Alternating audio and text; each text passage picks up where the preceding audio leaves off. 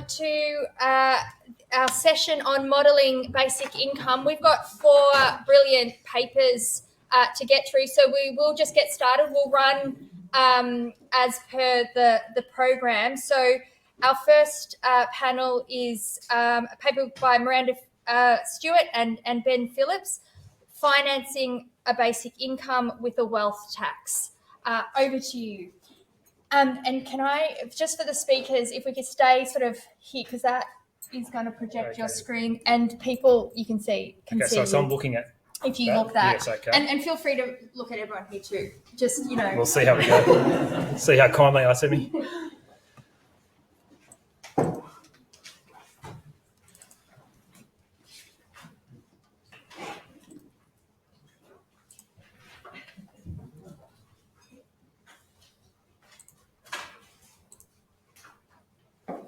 Okay, well, good morning, and it's great to be up here in Brisbane. It's been a very long time since I've been on this campus. I think I was last year as an honours student back in the 1990s, which is really quite disturbing. The university is really grown up quite enormously.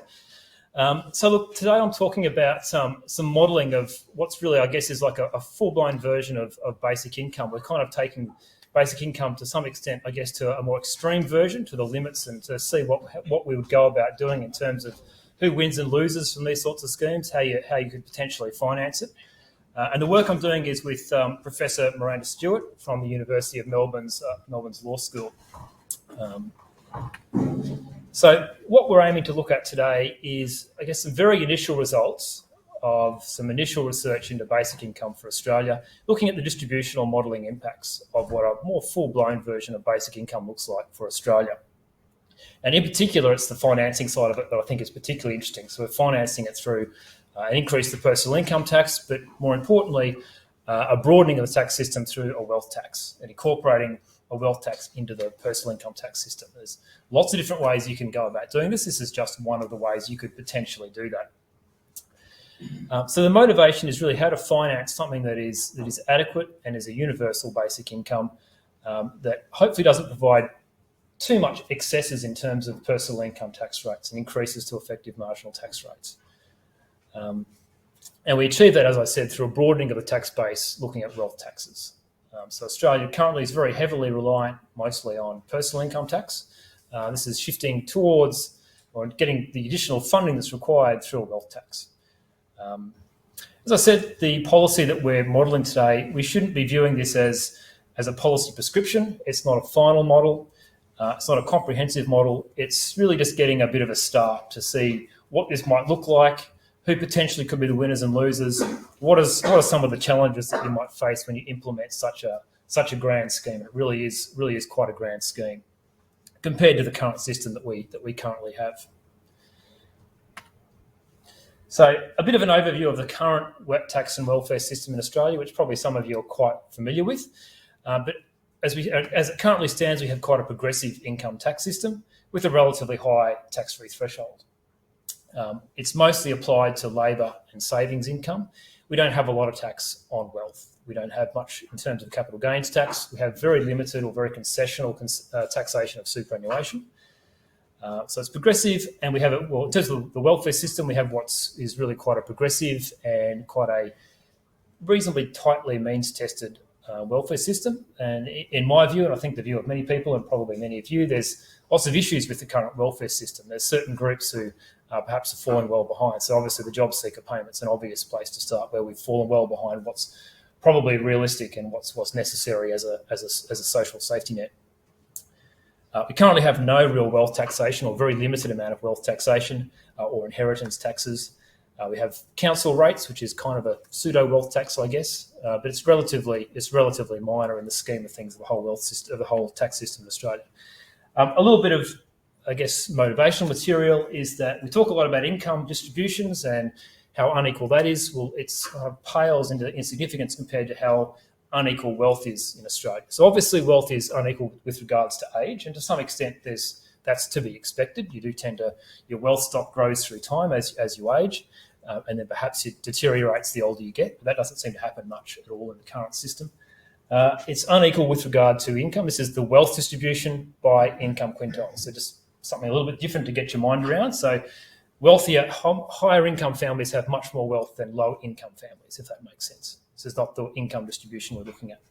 But then when you look at it for wealth quintiles, the wealth distribution is hugely unequal. Some of that is natural, but some of that is the system that we have. So a lot of people do accumulate a lot of wealth, and the distribution of wealth is hugely unequal. So you've got the top 20% of the wealth distribution.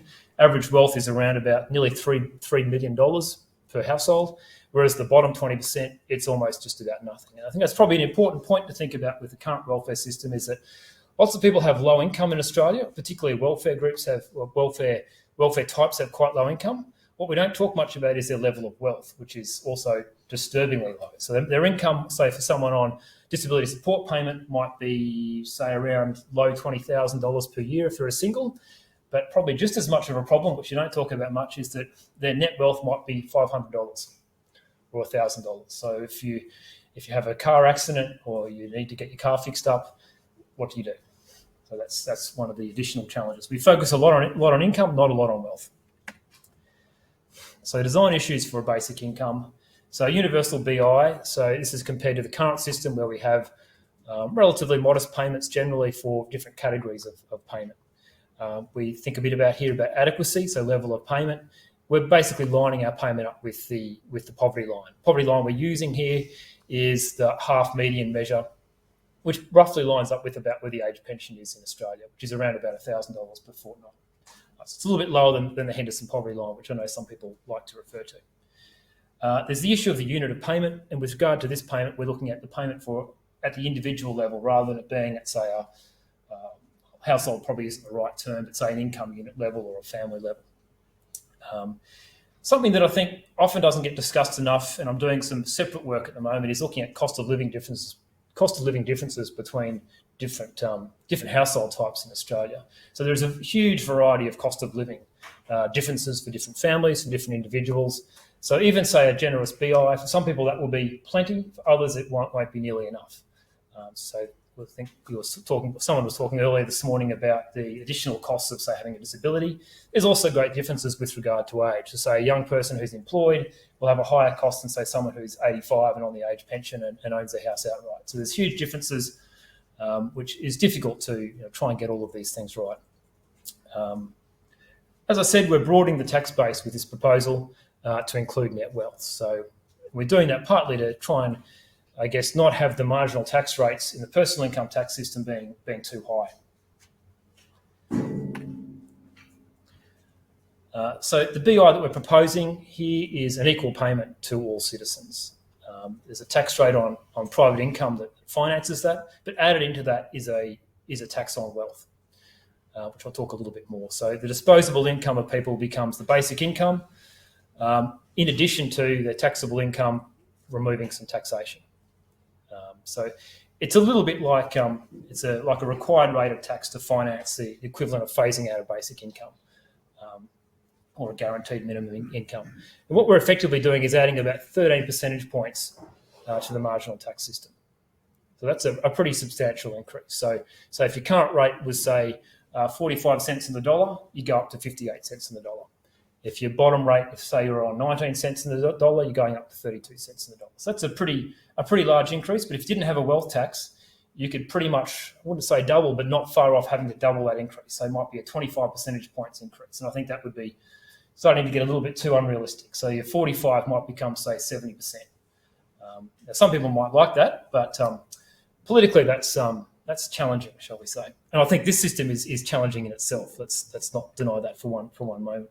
So what's being modelled, we're looking at basically an age pension for everybody. The single rate of the age pension, there's no partner income test. This is just $1,026 per fortnight for every adult in Australia. No means testing. The BI is non-taxable. There's no conditionality. There's no work tests, nothing like that. Replaces the current age pension system, the current allowances. We're making no changes to family payments or childcare or rent assistance. That is a separate project for another day, which I didn't get to for this project, for this particular talk. But that's also something that's also worth looking into.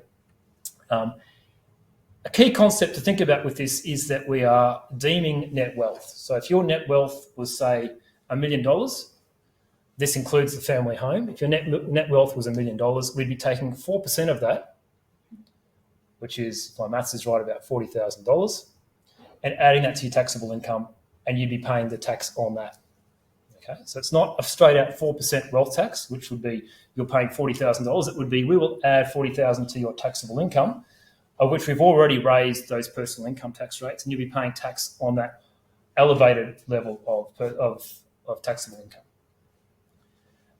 But from that, we do take out of your income. We don't want to do double taxation. So if you've received interest or dividends, we're taking that out of your taxable income. So we're just simply saying that if you've got net wealth of $2 million, you are somehow deriving a 4% income from that. So it's a deemed income. But we're taking out from the current system in the model that we've got, or in the current tax system, would be that you would add, say, dividends and interest to your taxable income. We're taking that out and just saying you've got a 4% deemed income on whatever it is that you've got in your net wealth. And that has pretty huge implications. This includes the family home. And of course, this is where you get a lot of the money from. A lot of wealth in Australia is tied up in the family home. So if you want to get a lot of money, at least in my model world, family home's a great place to go. Politically, this is interesting, shall we say.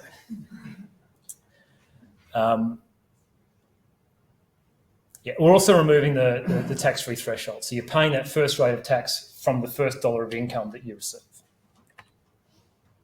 So I'm not going to go through that. It's just an additional 13 percentage points to every marginal tax rate at each threshold point. So the top marginal tax rate becomes 58 cents on the dollar rather than it currently being 45.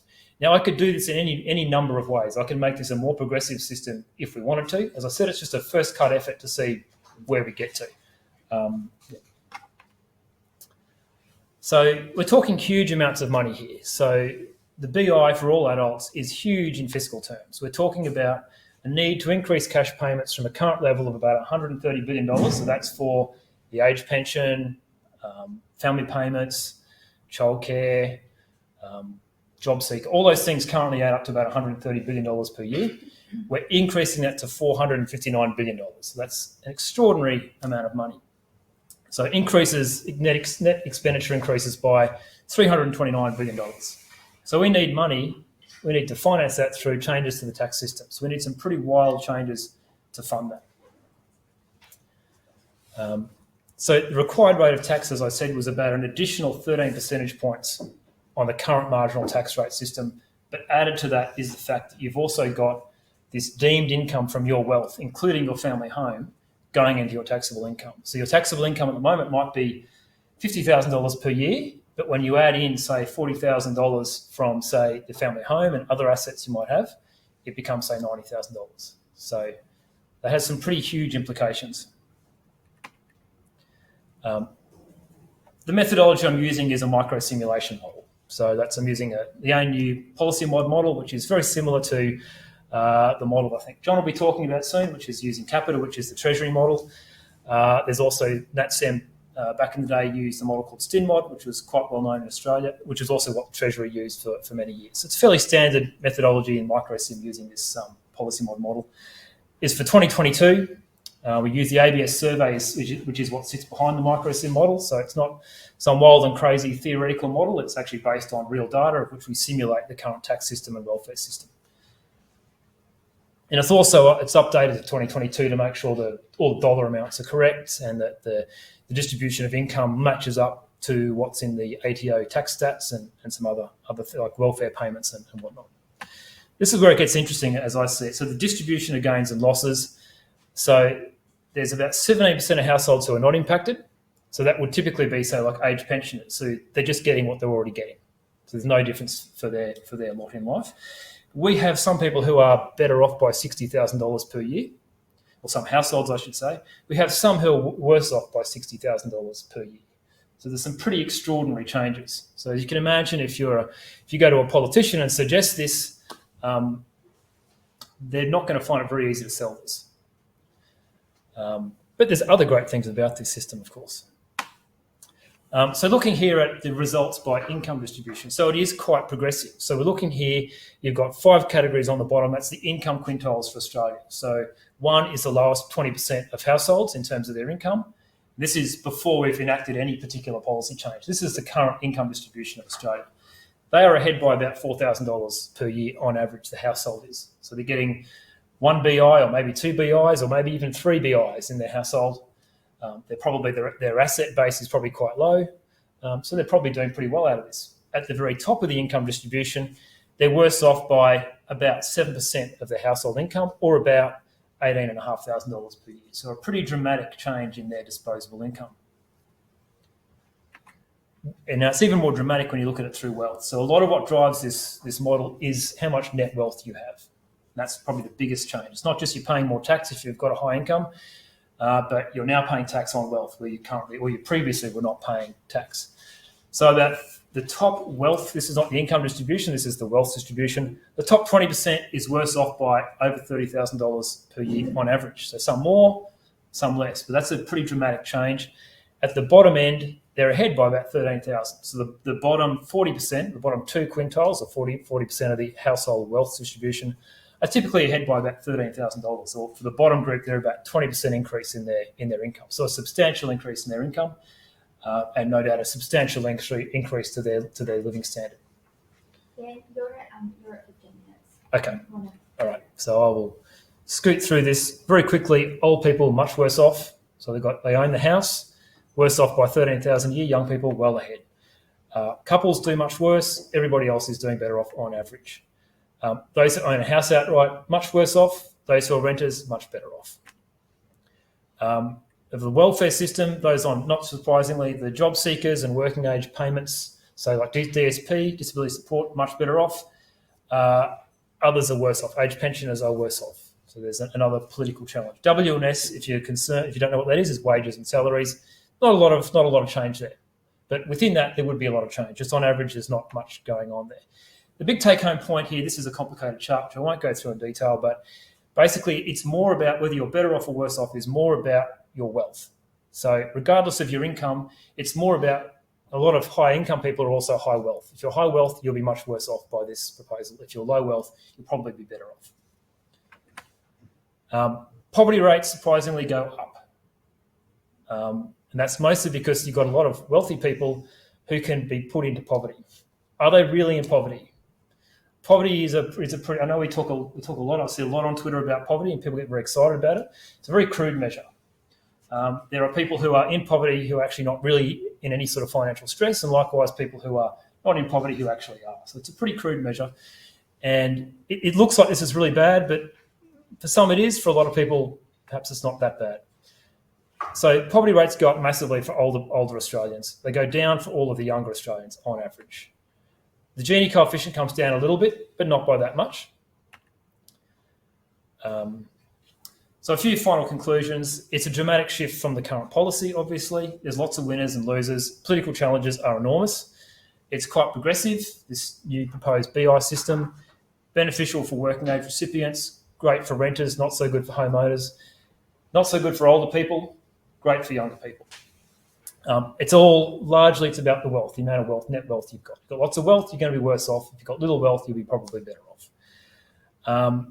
Probably the major challenge is the asset-rich income poor people. These are the people where you've got the really great challenge, and perhaps there needs to be some sort of mechanism from which you would to enable this sort of a policy to actually take place. Things like, would you need to have like estate taxes or reverse mortgages, or can you pay this off, defer the payment for this large tax? So for my parents, for example, they bought a house in Kenmore for $11,000 a long, long time ago. It's probably now worth $1.1 billion or something.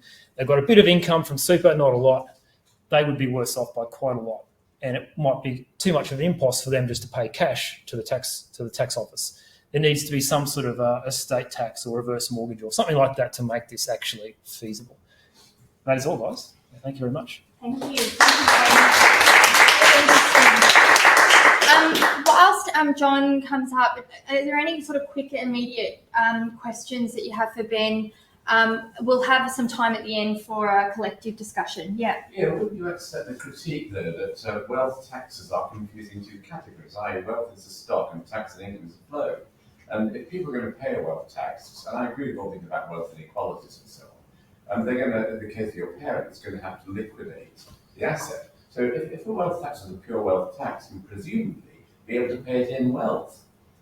We're asking people to therefore liquidate their asset in order to pay. It becomes an income tax. I quite like it in theory, because I think, like my parents, my father doesn't spend a cent.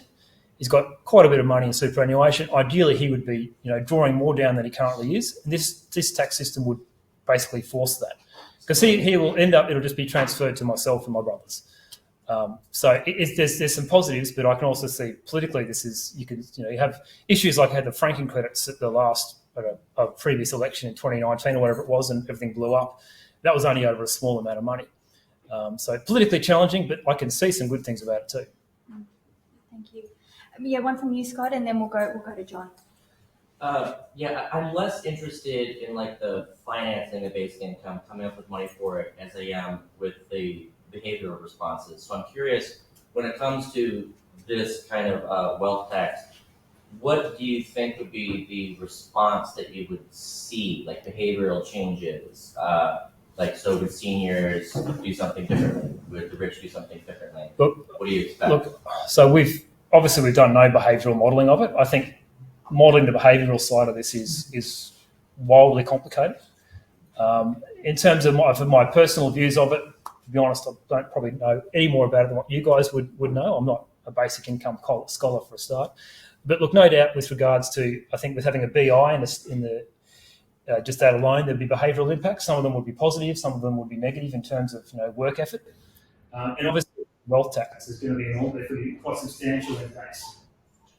I think, on people's investments and things like that. But exactly how that would all play out, I haven't spent a lot of time thinking about it, and I think it would be extremely complicated to try and model.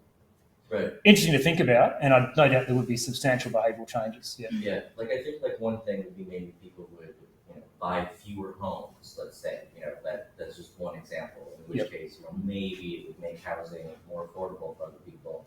As just kind of one thing, but I'm just curious. Look, these things are all entirely possible, and I think the behavioural change. I think could be quite substantial, but modelling it is extremely difficult. Yeah. Okay. All right. So we'll have a bit more of a discussion towards the end, but I'll get John Quiggin to come up. And folks that are joining us online, welcome. Feel free to pose any questions into there, and I can get to them shortly too. I think this is me. Yep, this one. Okay, excellent.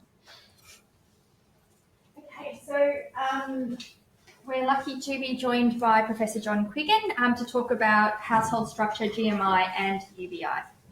Hi, thanks. So you've got a tour. Okay. All right. I think click on the X. I want that.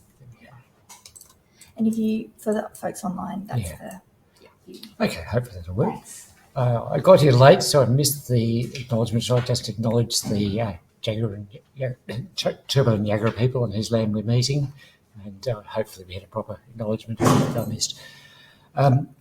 So this is a paper that really only has a couple of points. I mean, one is to make the point that there's a lot of discussion about the relative merits of guaranteed minimum income and universal basic income policies, and that under assumptions that are quite commonly made, the two are equivalent, that we can translate any UBI into a GMI and vice versa.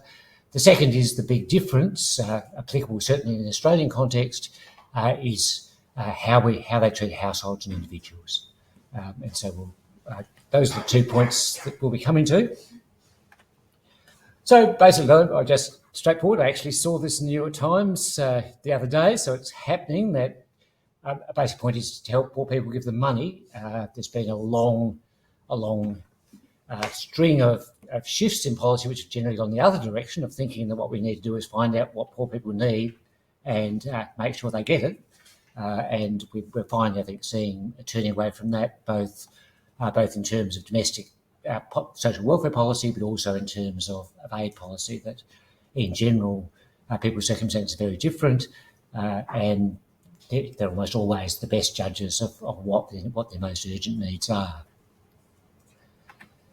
So I think the experience of the pandemic has had a fair bit of influence there. We paid lots of money to lots of people, and it achieved very big improvements in outcomes without producing any obvious ill effects of the kind that people have always worried about when they talk about essentially unconditional or limited conditionality forms of welfare.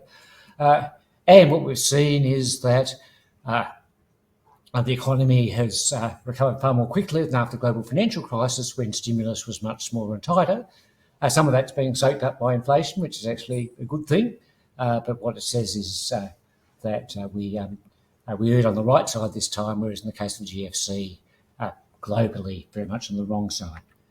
So basic income, just the generic term, a payment sufficient to ensure that all members of the community have the material resources needed to sustain a decent life.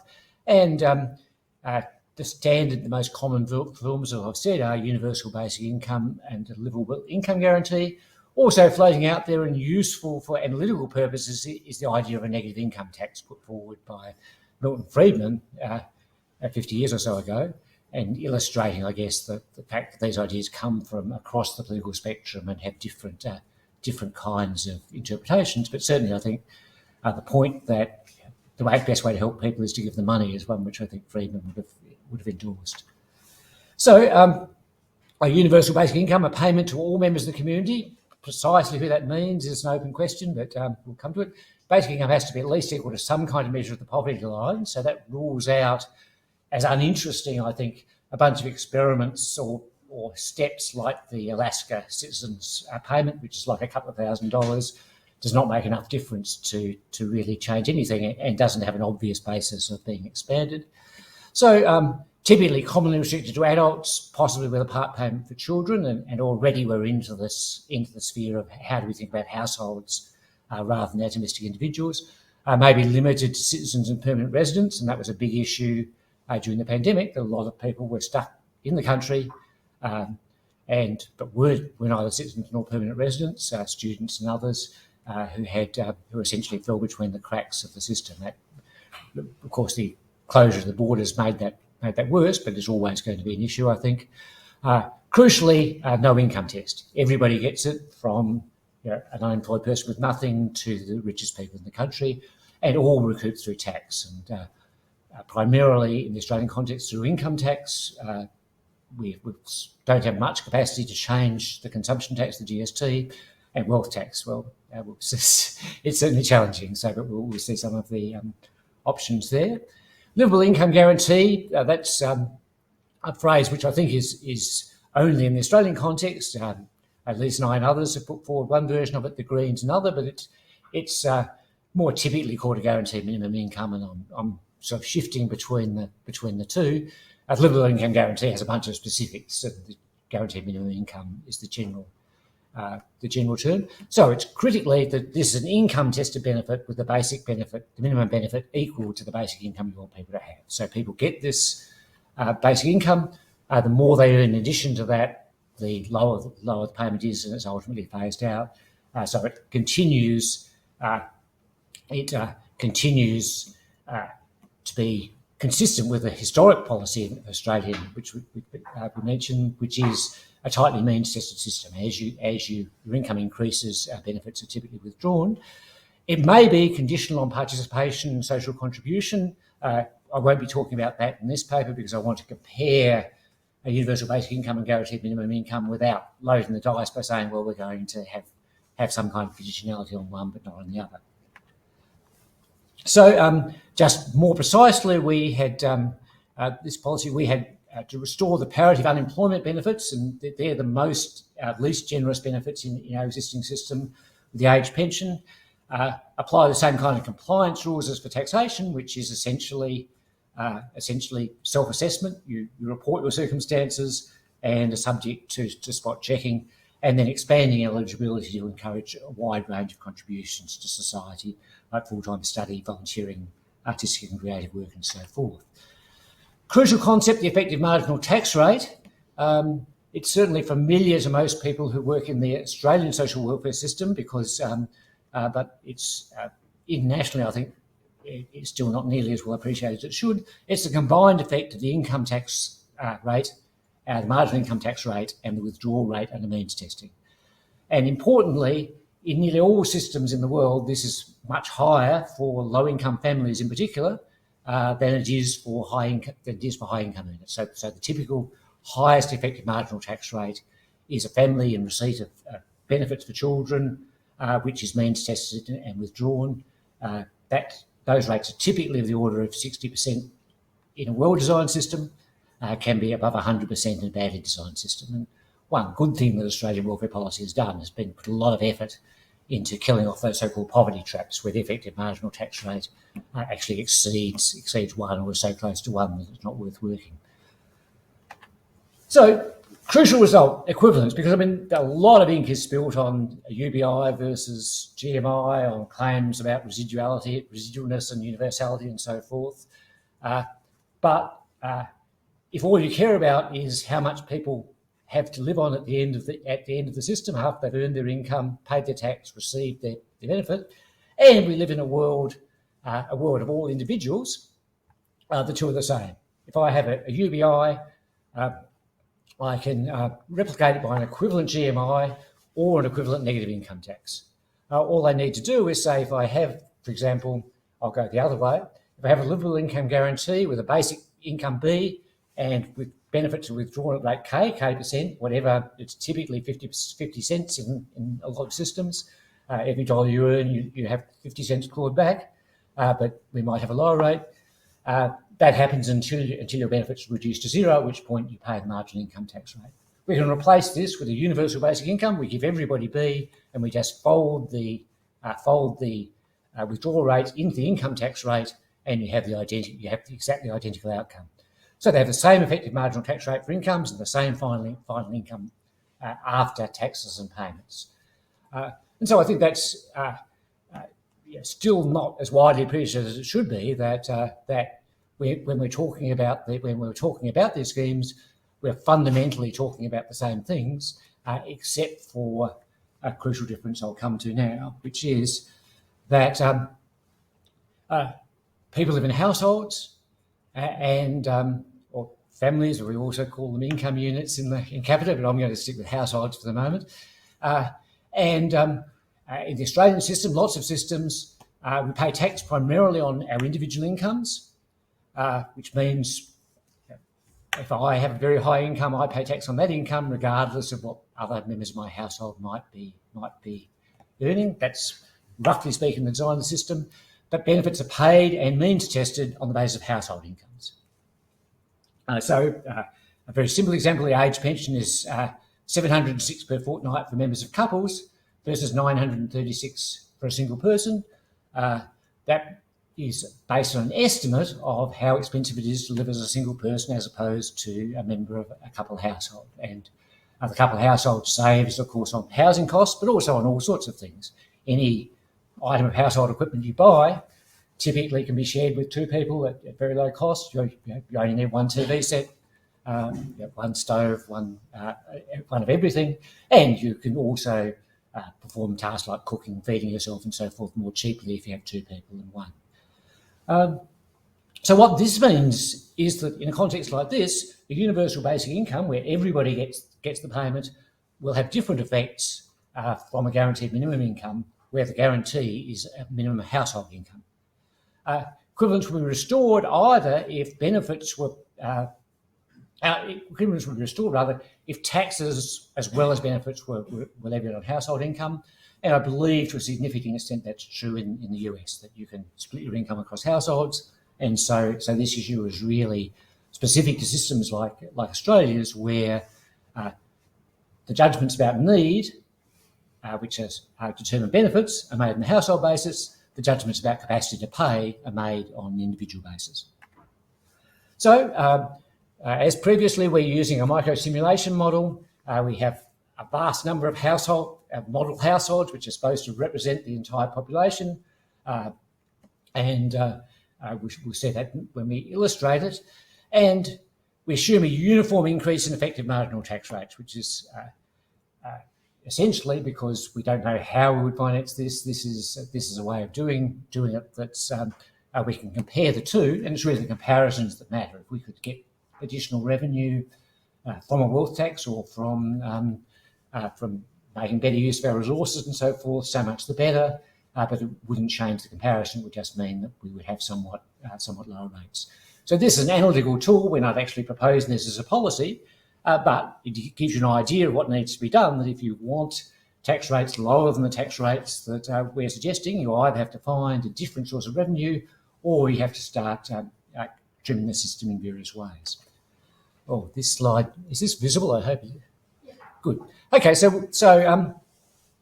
in both cases, then everybody gets, in the case of UBI, everybody gets the single rate of old age pension. In the case of GMI, everybody gets the household adjusted scheme.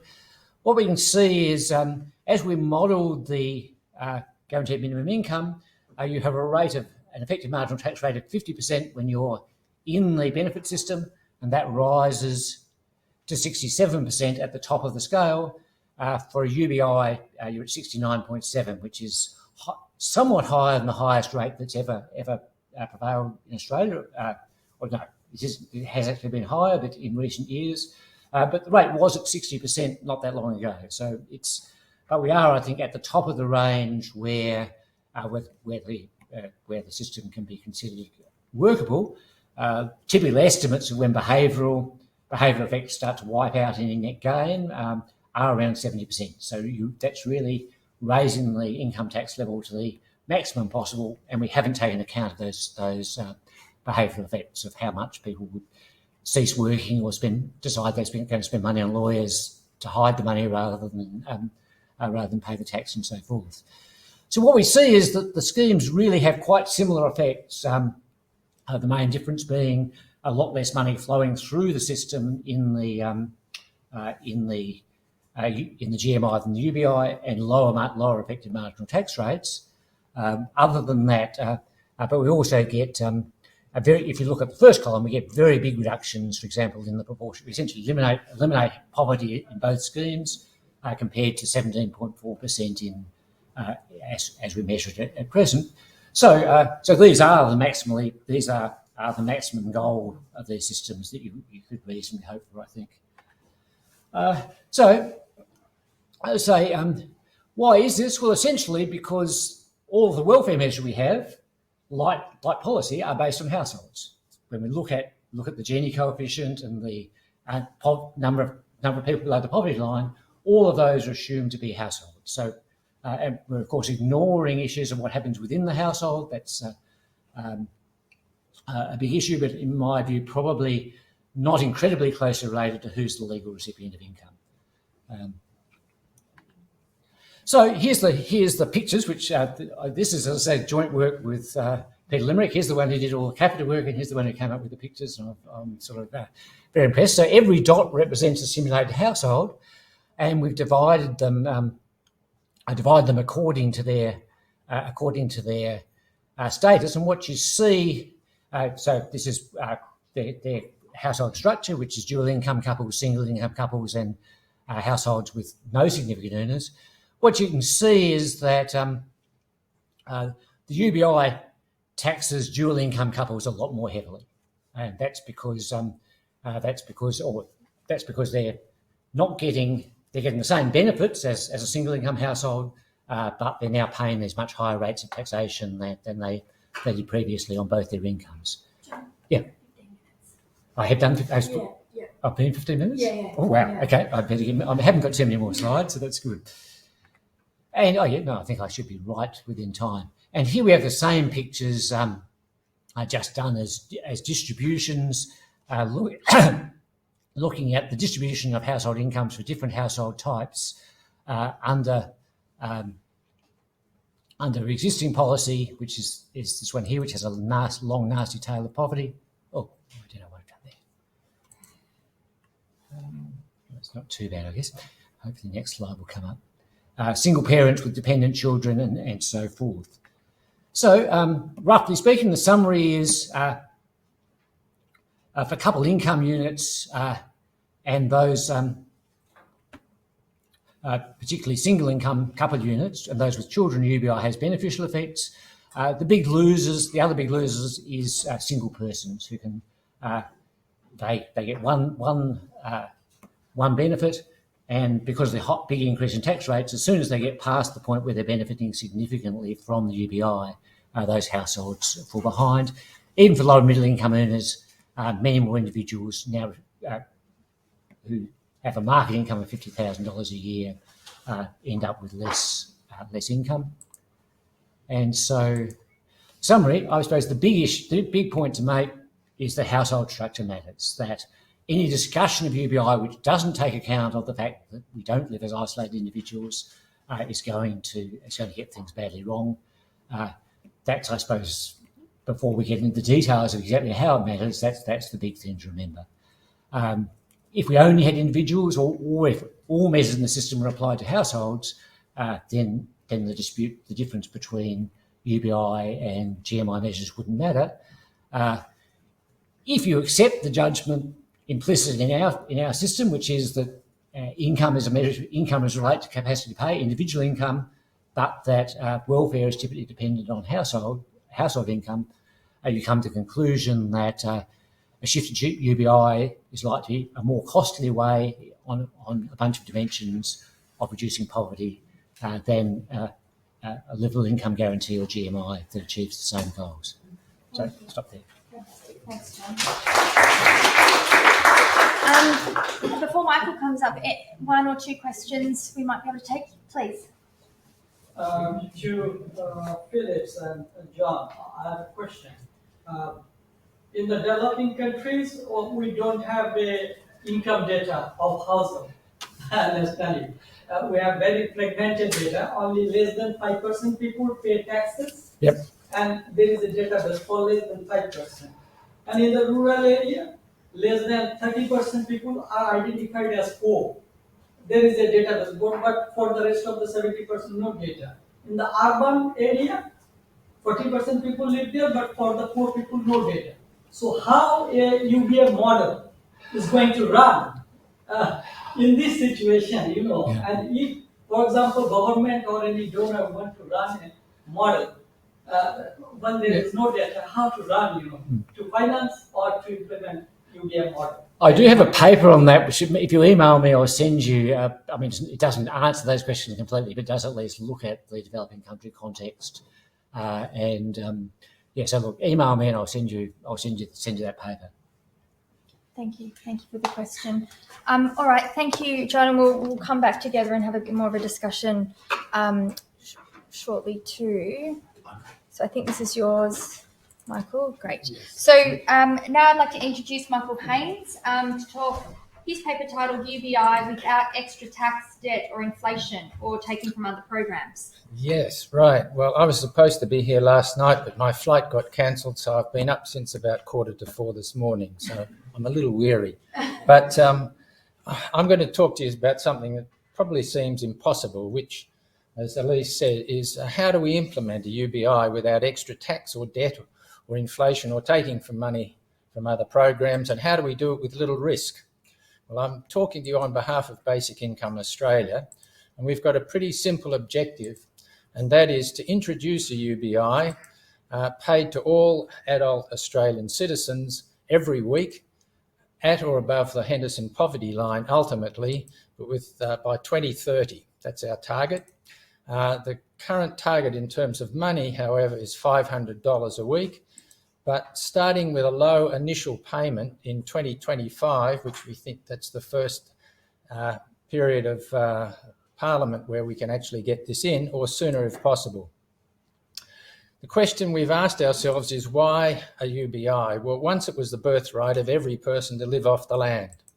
But with the advent of property rights, a system of paid work and money, this is no longer possible. And as Scott Santon says right here, humans are now the only species that need money to survive, right? The only species. And the system has delivered huge benefits for the majority, but it's left a significant minority literally destitute. The people who can't do paid work have got no savings or family support. And in Australia, that's about 3.2 million Australians. It's mostly women, kids, the aged, disabled, and some between their jobs. We recognise, everybody in this room, that poverty is largely a system problem. It's not because people are lazy. it's because they can't earn money. And without money, they're invisible to the market, so the market can't respond. And that's bad for them, obviously. It's bad for business, and ultimately it's bad for society. And yet we have unlimited money. We create the stuff. And in Australia, at least, we have the resources and the capability to meet everybody's basic needs and much more. Well, welfare, we don't believe, is the answer, because it has to be deliberately set below the poverty line to encourage people who can work to take the available jobs. And we can't fix this by paying more, because the higher the rate, the more rational it is for people to take the benefit in lieu of a low-paid job. So it's nothing to do with laziness. And that, as we all know in this room, is the welfare trap. So a UBI provides a system solution to this system failure. It restores each person's birthright by simply providing the money that they need to survive. And it avoids the welfare trap, because people don't lose their UBI if they take on paid work. As everybody in this room knows, it provides a floor, not a ceiling to achievement. So now we come to the thorny question of funding. Well, we're not suggesting any change to our tax or welfare system. We're not requiring an increase in debt or taking from money from other programs. Now, we recognise that all of those options are available to us, and if we can achieve it, that's great. However, if we leave our systems as they are untouched, we believe then no one can complain that they're being disadvantaged, and therefore the opposition to a UBI should be minimised. Instead, we're proposing to fund a UBI by issuing new Australian dollars. Jeff Crocker will be familiar with this with his sovereign money proposal.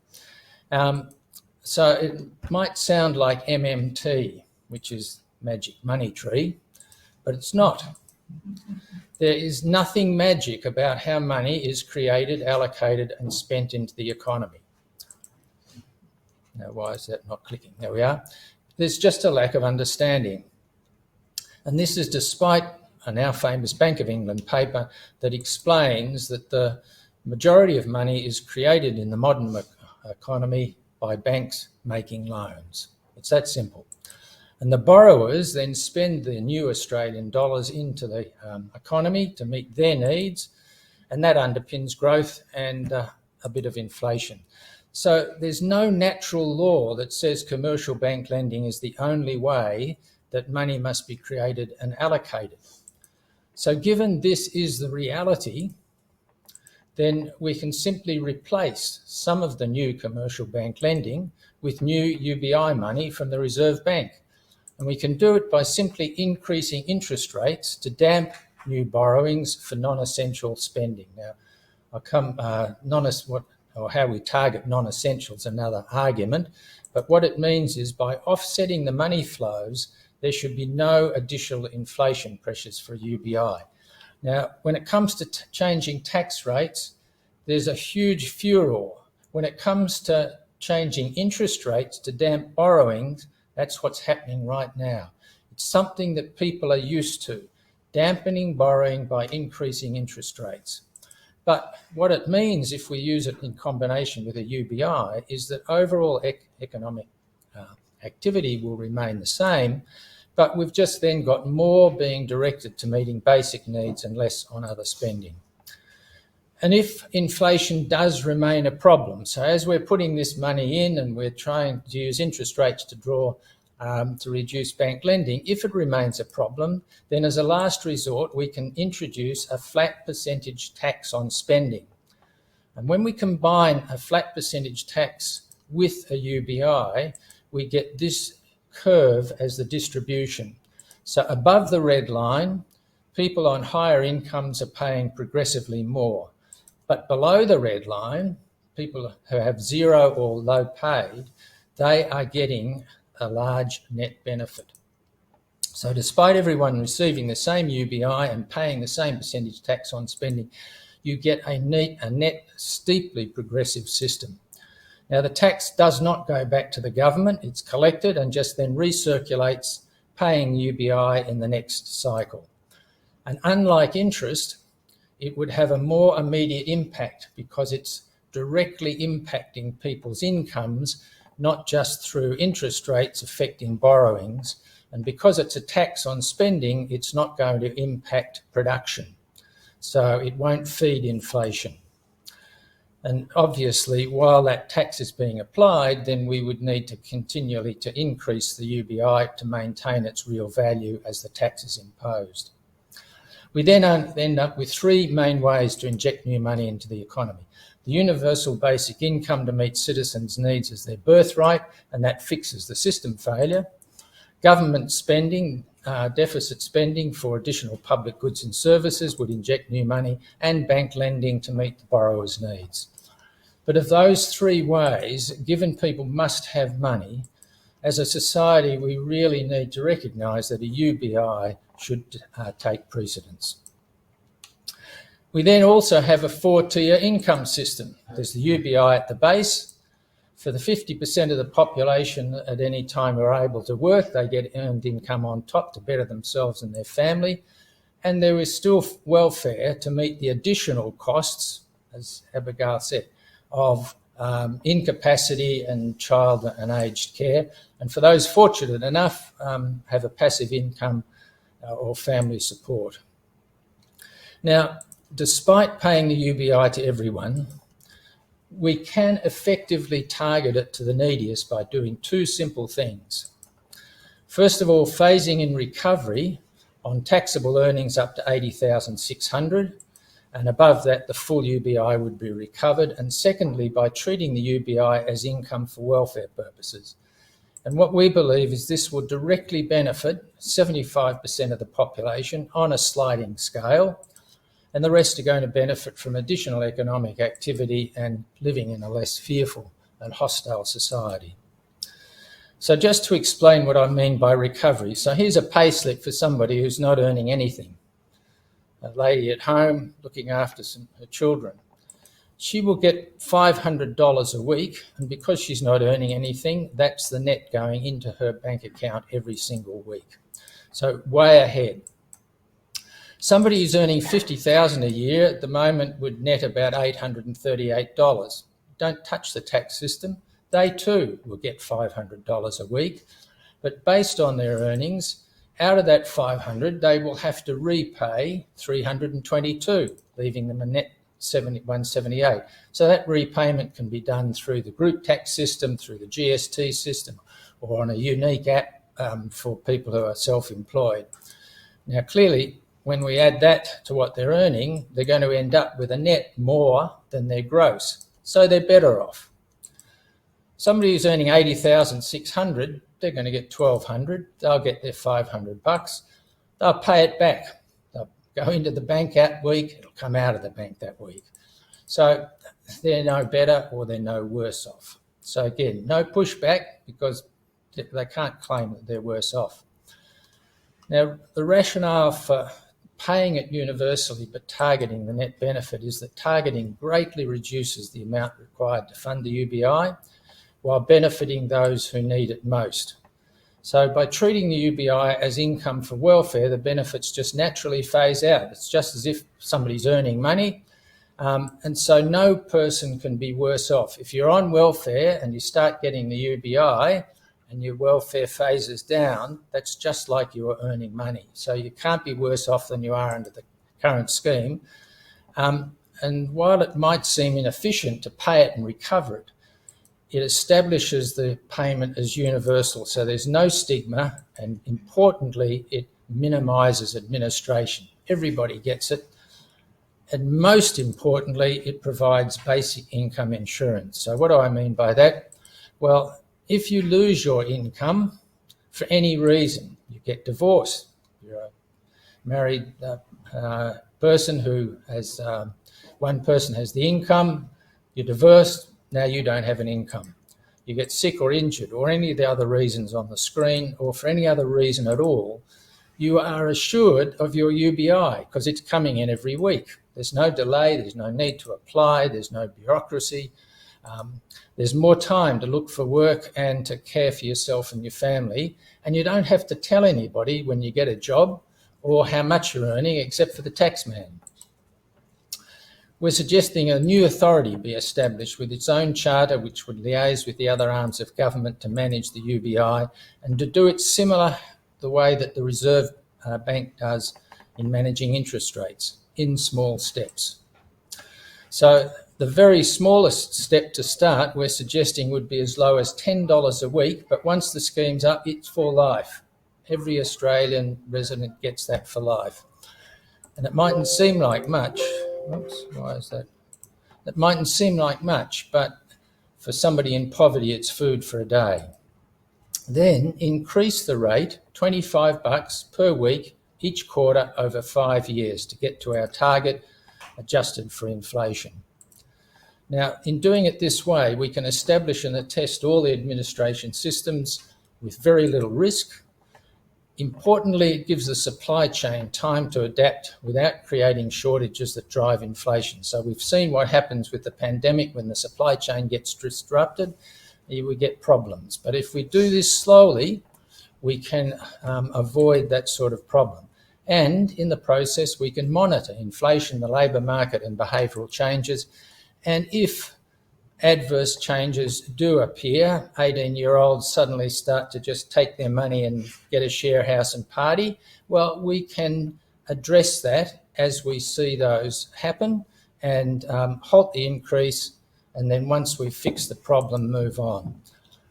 Now, counterintuitively, we also see a gradual increase could be a circuit breaker for inflation because it can provide an effective wage rise without cost to employers, avoiding cost-push inflation.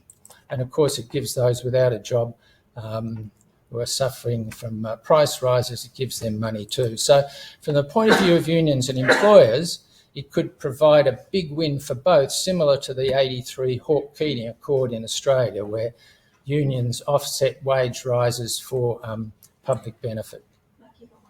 1 minute, this is it. So as a last thing, we could have this as a powerful tool to balance the labour market, because as the UBI has increased, some people will choose to stop looking for work or reduce their hours, and that leaves an opening for others.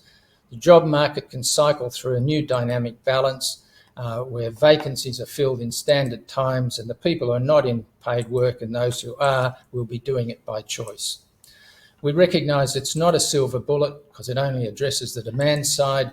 We still need government to provide all sorts of public goods and services, NGOs to provide life skills and support for help people to thrive, and unions using the UBI as a strike fund to better share productivity and shorter work week and so on.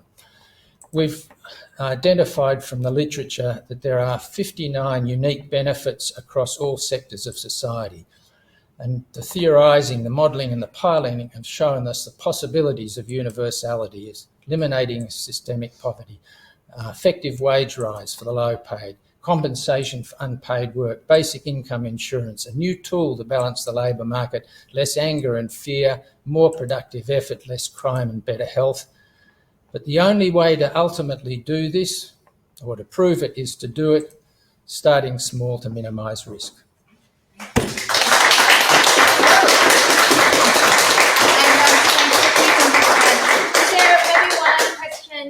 For Michael before we move to Steve.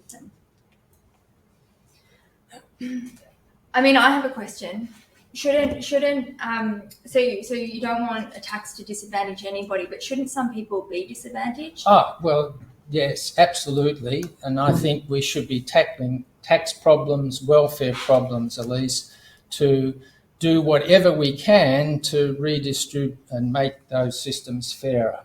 But if we treat that as an add-on and we can say, well, if we can achieve it, and then maybe we can use that tax to support climate change initiatives or any other initiatives, or to fund the UBI, then let's do it. But that if we don't need to, if we can get away without having to antagonise other sectors, then we believe we might be able to do this by starting small and just taking that staged approach with things as they are. Thank you. Okay. Austin? Michael, would it be fair to say if you have a wealth tax because you want a wealth tax, and you have a UBI because you want a UBI, and you don't need to couple the two things? Well, yes. That basically we set up the tax system to achieve what other ends we want, and that could be funding a UBI, but that it doesn't necessarily have to be. Yeah. Thank you. Thank you very much, and thanks. Great timing. Okay, so now we have Stephen McAtee, and I'm just thinking these might be your slides here. Yep, excellent. Make it serious here. I've got a jacket on. Good. All right. Rachel, unfortunately, these are the only slides that we have at the moment for the on, but I think you can see them in the back there. But folks online, feel free to pose questions. I can see them. The session is being recorded and will be available for playback later too. Okay, so over to Stephen, funding a UBI in Australia. Thank you. Thank you. So, yeah. So what I'm going to go through is there's actually 5 mechanics that I've come up with, some of which have not been discussed. Obviously, the UBI number 1 has. The second one is, again, Jeff Croker's Sovereign Currency. So, yeah, that's a great book and well worth reading.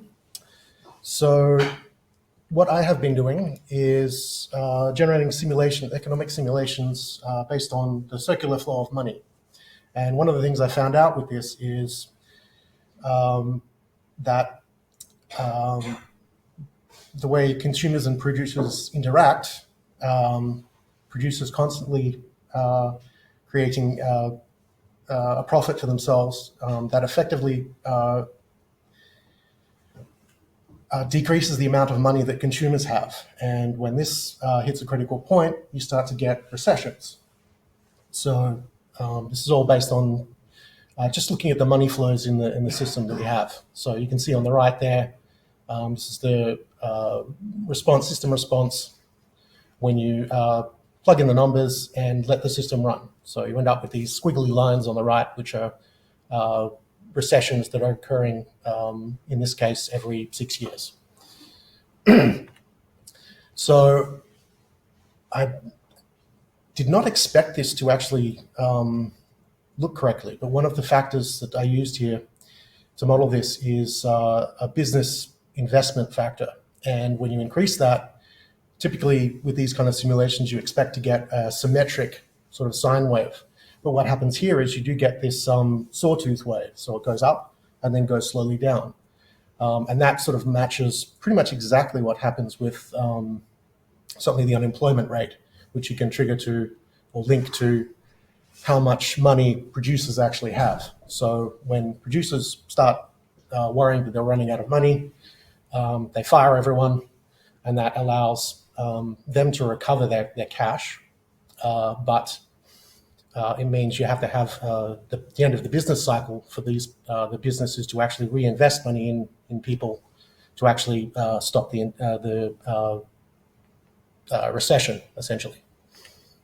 So this is a more detailed view of the recession. So there's 2 things that I put in here. First of all is the universal basic income, which at the moment is 0%, and a money tax. So rather than trying to look at wealth and trying to manage that, you look at the money directly and then just tax that at more or less any rate. And what happens is we get, this is a standard response with just looking at the consumers and producers, and you end up with the recessions. But over time, when we're increasing 25% of the UBI, 50% UBI, 75%, and finally 100% UBI, some interesting things happen. First of all, you notice the recessions disappear.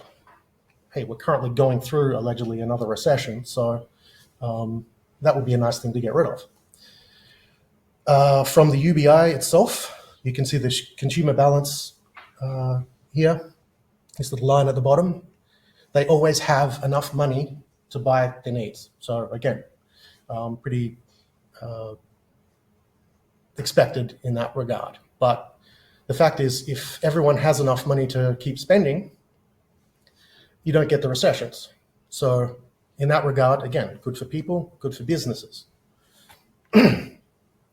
Now, the really cool thing about this is we can actually get it working at just about any tax rate we really decide. So cash tax rate. So the cash tax, one of the ways this has a precedent is in Europe, they actually have a negative interest rate. So what I'm proposing is something similar in this to that kind of thing. So where basically any money that's sitting in the bank constantly gets taxed more or less on a daily basis. So the lines represent the final amount of tax given constant sort of funding to UBI and potentially any other government expenses. And what happens is you just get a different amount of money in the system. So 1%, so for example, in Australia, we actually have $2.5 trillion worth of cash. So if we tax that at 20%, you actually end up pulling out purely from money $500 billion, which is exactly what we currently, the government currently taxes out of the economy. So if you change the tax rate, you can still get your 500 billion out, but you end up with 5 trillion in the system. So, and again, so smaller amounts, you just end up with a larger amount of money in the system, which again, to a certain extent, who cares? So this is kind of the structure that I've come up with. So the money allocation, that's your sovereign currency. You literally create the money for anything you need, spend it wherever we need. So universal basic income. So research, education, exploration, environmental projects, and pretty much anything else we need. So $500 billion at the moment in Australia. Great, could be $1 trillion. That all could be created. And again, the whole system just flushes the money essentially through this system. So what you'd expect in sort of after a while is that whatever the tax rate is, that would simply be the money that the government pushes in every year. 99% of the cash would actually basically sit with, again, a very simplistic model, but 99% of tax would be simply paid by producers who have accumulated the money. So I recommend this as an alternative to a wealth tax because, again, you're purely looking at the amount of liquid cash that is available. It's very easy to detect what that is. You look at the bank balance, right, you've got a negative interest rate on that. And again, it's very hard to get away from. So the way, you don't want to pay the tax on that, basically spend your money. If you spend your money, someone else gets the cash and they end up paying the tax. So there's potential there to change behavior of rich people. So if you're just going to lose all your money by sitting in the bank, they potentially spend more money, which again distributes the money further into the economy. So again, there's a lot of potential there for behavior, but again, I have no idea how much that would actually affect the system. So this is what I was talking about. So this is, again, 5 quintiles and the total of where cash is actually distributed in the economy. So again, the lowest 20% of people have like less than 1% of the cash as assets. So all the way up to the highest quintile who have about 60% of the cash in households. So again, by targeting money directly, you are effectively taxing the rich automatically.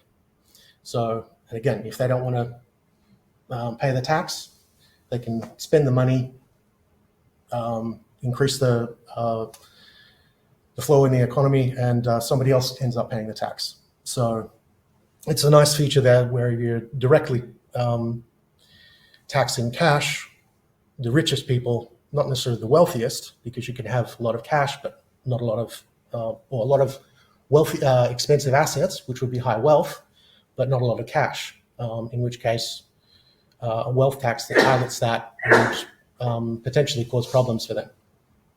So someone that has $1 trillion worth of cash, they're going to spend they're going to be paying a lot of tax with that, which motivates them to spend it. So this gets into the third mechanism that I was talking about, which is about wage distribution, so income distribution. So this is the income distribution of Australia in 2019. And from this, you can generate a demand curve. So the basic idea is to generate the curve is you pick an amount, let's say 3,500, where only 3% of the population actually get that. So you get this large number up here with a very small population. And then as you go through it, so we can take $1,000 and then we get like 50% of the population being able to afford that. And that's like down here. Then all the way down to $0 where pretty much everyone has the ability to pay that, which doesn't actually mean much, but that's the entire population. And this is in terms of employment. So it only counts about 16 million out of about 25 million people in Australia. So there's actually only, according to this, about 16 million. Actually, there's only spread about 13 million jobs. So, so there's people working for nothing. So about 1.8 million of them, which is interesting. And what you notice is around the Henderson mark, that's this point here. So it's $400 a week. And this is where the sort of poverty really starts to kick in. So that little curve at the end there. So with a simple UBI, basically we just give everybody the extra $400 a week to cover the Henderson point. That is roughly 20% of current Australian wages, which is about $90,000 a year.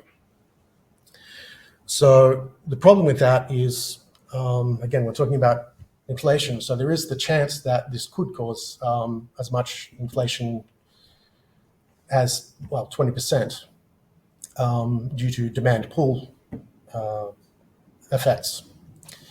So the one thing in terms of inflation that I haven't seen is the distribution of that inflation. So for cheaper goods, I'm not sure if that would inflate at a lower rate to more expensive goods. So what we're seeing with the next mechanism is if we use what we call a wage offset. So the idea is the average wage in Australia is about $90,000 at the moment. So if we pay people a $20,000 UBI and use that to offset, to include in people's wages, then people are only costing an average of $70,000 to the businesses. Now, this essentially means that costs are coming down. So you could potentially get as much as a 20% decrease in prices. More likely, you're going to see a combination of factors, which would be increased employment. So there'd be more jobs available because there's more money to spend on them if you can distribute it more evenly. But you can actually see the effect of the UBI here in terms of the income distribution. So there's a large spike of people who suddenly come up with the basic income, and then the same distribution of people to the further right of that. So I'd expect this to actually bleed out a little bit more to the right because some of the people on UBI can still have other incomes while they're on here. So what you'd be expecting is that from equilibrium analysis in economics, you end up with, this is your demand curve, so you end up with a supply curve that comes up the bottom and basically hits where the poverty line is. Oh, God. There's a lot. So that's with what I call a 20% wage load. So if we can do some other numbers and scale the economy, so essentially halve cash, we can actually get that UBI up to like a 50% wage load. So only 50% of the money that's actually being paid comes from businesses. So again, there you get potentially a 50% decrease in prices, which starts to get interesting. So the trouble is, I'm probably going to have to skip a lot of this. So the difficulty is if you try and increase the amount of taxes, we've got at least 1.6 trillion going to producers, about 500 billion in tax, and 1 trillion going as wages. So if you increase the amount of tax to try and fund basic income, you're likely to see producers just increase prices so that they can actually accommodate the taxes in that loop. So basically, to sum up, the 5 mechanisms were using the universal basic income, sovereign currency, a sovereign currency to pay for the money, a cash tax as opposed to a wealth tax or other mechanisms to recover money from the system, a wage offset, and potentially scaling the economy. So halve prices, halve money, halve all the other related items, and then you can actually increase the effectiveness of the UBI at a fixed rate. So, thank you. Thanks very much. So we've got about 10 minutes for discussion, questions, but any for Steve, maybe to kick us off. Putting myself in the position of a rich person facing the prospect of their money disappearing if they hold it in cash, obviously it seems that I would want to convert it from cash, and you said that you would spend it, but like I think that they would spend it on things like real estate and probably cryptocurrency, stocks, of course. Like they're going to try to find forms Something of wealth to- conversion. Yes. But specifically when it comes to housing, that seems problematic in any context, but also I feel it's especially in the context here in Australia, where housing has gone up quite a bit in prices. So it seems like that we would want to pair it with something else. Like, I personally like a land value tax to adjust for that kind of thing. Sure. But like, what other kind of things do you think would work alongside it to even recognize the ways that those with money would want to avoid that? Well, again, same thing. So if things like cryptocurrency, shares, knock yourself out. The more basically you're trading money to someone else who's probably buying shares and things, and effectively the money tax drains the money out of the that purely financial system. Again, putting it back into people's hands via the basic income. In terms of property, I think you could be right there. People may want to spend more money on expensive properties, so pairing it with a wealth, sort of a housing tax in that regard might be worthwhile. I'm not sure. As I said, there's a lot of difficulties in trying to implement a wealth tax in that regard as well. So it doesn't seem to matter too much in which way you sort of try and apply extra taxes. There's always going to be some friction in there to try and stop it. But possibly wealth tax, a land tax or something could be a good way to keep the values of property down as well. So I don't preclude it. These are just mechanisms that we could use in combination. And as far as I know, a few of these have never been suggested. So, yes. My question is, should we really be that worried about inflation in terms of this seems to be something that we focus on so much when it comes to giving money to the poor. In Australia, we're about to give 243 billion in tax cuts to the really wealthy, and no one ever talks about inflation. No one ever says, well, how's that going to impact on... Well, I suspect giving money, more money to rich people does actually increase your demand pull inflation. So they have more money, they spend it on the same sort of things, properties. Yeah. Of course it has an impact. So I guess... Well, the reason I bring it up is because, to a certain extent, of international wages. So the reason we have all our goods made in China is because there's cheap labour. So if we can actually scale our incomes in Australia lower, but still maintain the quality of life, we can actually prefer local production rather than sending jobs overseas. So, and again, that's a benefit in terms of the whole supply chain fragility we're seeing here at the moment. How about the folks that lose their job elsewhere? That, the methodological nationalism of just looking at the economy as Australian is... Well, that's the same thing. I mean, if you implement this sort of thing in the same in multiple countries, they have the same benefit, right? They prefer local production because, again, it's cheaper if it's cheaper to produce goods locally, then again they're supporting themselves by doing this. But again, it means getting a UBI in everywhere. We can talk more about that. But Sure. I think just maybe to Abigail's question, maybe Ben, John, you also might have something to add to the question around inflation, and then we'll go and take another question.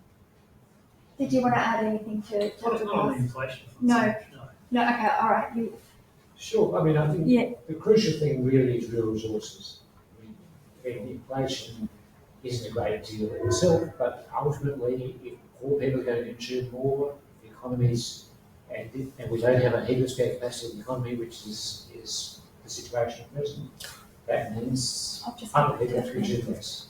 And that's why just doing income tax is not a simple way to do it. Whatever you do, whether it's consumption tax or wealth tax, whatever, the end result still has to be the total amount of consumption in the economy isn't going to change very much.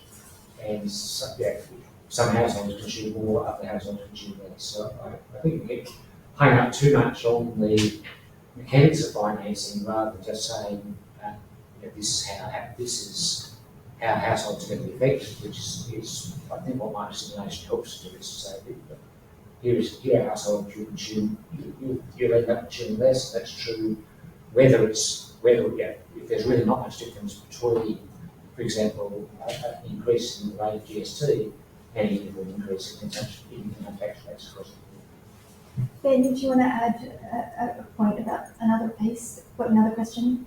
No. No, okay. But probably one thing I would say is with the inflation side, I do wonder if inflation is the change in prices. If you have an injection of money supply, whatever it is you do it, does it actually lead to a permanent increase in inflation, or is it just a one-off hit? And I don't really particularly know what the answer to that is. Well, some of the modelling that I was showing, when you introduce the wage offset, that's basically a one-off decrease in prices. So decrease, so clearly if prices are going down, that's fighting inflation.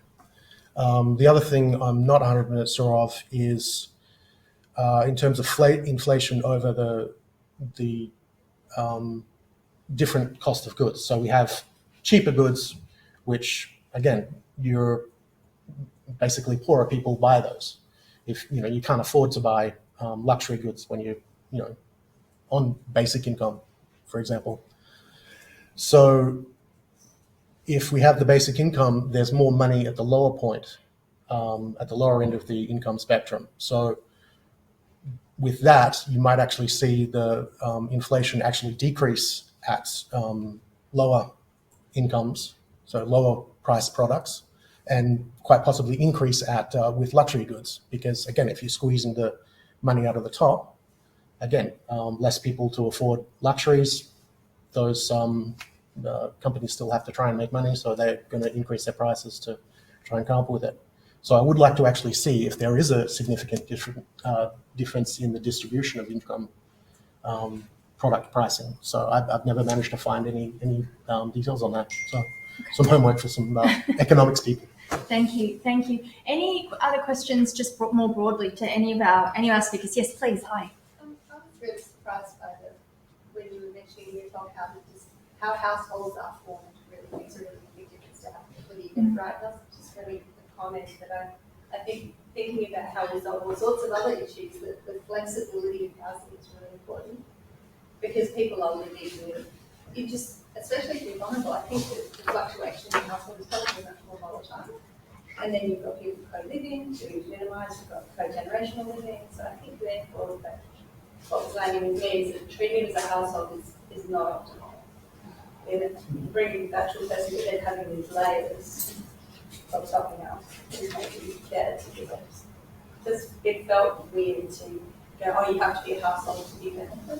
Because people can work that out themselves. It was just around recognising that the household is much more fluid. I think we'll solve, there's more at stake in the complexity of the problems we're trying to solve at the moment, especially. Yeah. So households are complicated. There's no doubt about that. But I think It's sort of difficult to model. they're difficult to model. But I don't think the answer is to treat everyone as amnesty of victims. I think we start from a system which is really good for a single income couple of household with children, and we had to modify that in all sorts of ways over the past 50 years, and we have to be able to do that. But if we don't take account of the fact that people live in households, you don't get very well answered. I would like to